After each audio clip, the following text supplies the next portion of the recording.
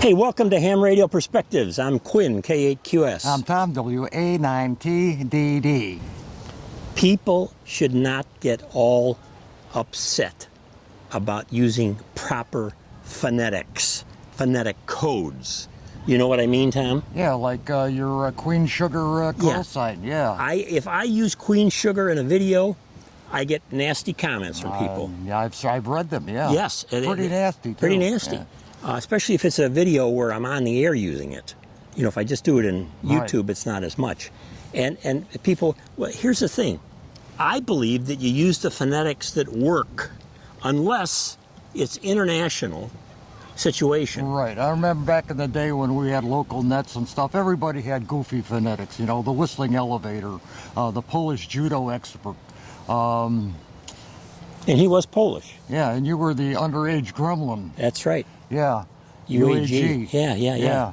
But it was fun back there. We were a group, but you know, I think since communications has expanded more internationally, I think using standard NATO phonetics is more consistent and more coherent, especially when you're talking to a foreign station. Okay. I mean, their word for queen and sugar is more than likely something different than what you would use. Yep. Okay. What would it be in German? Queen and sugar. Queen would be Königin, and sugar would be Zucker.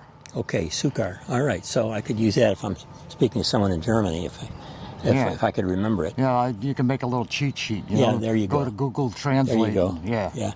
But for most people, let's say in North America or native English-speaking countries, when I use Queen Sugar, it works fine.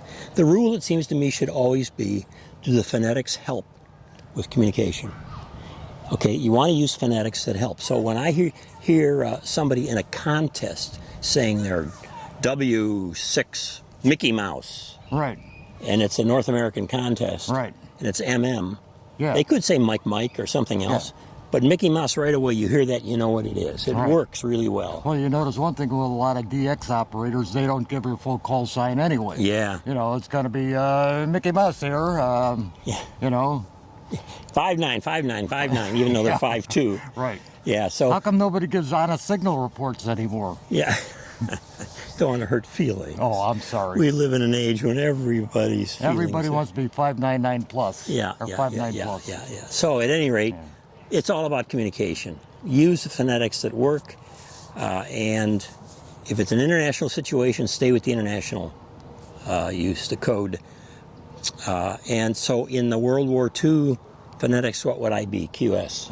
You would be Queen 8, or no, kilo, not kilowatt. Right. Kilo 8, Quebec Sierra. And here's the thing about that. How you pronounce Quebec is important. Quebec, they would say. Yeah. Quebec. So there you have it. Is that better communication than Queen Sugar? I don't know. But I like Queen Sugar, and so I use it.